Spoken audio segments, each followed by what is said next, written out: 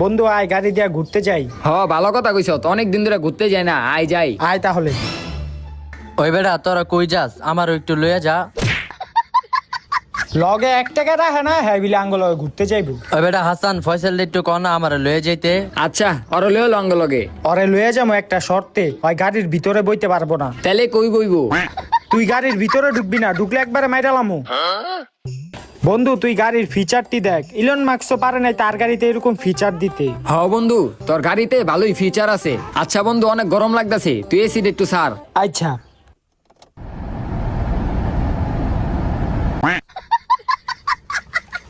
হইছে, তোর বাতাস করন লাগবো না। আচ্ছা গাড়ি স্টার্ট দেয় কেন দে। স্টার্ট তারা।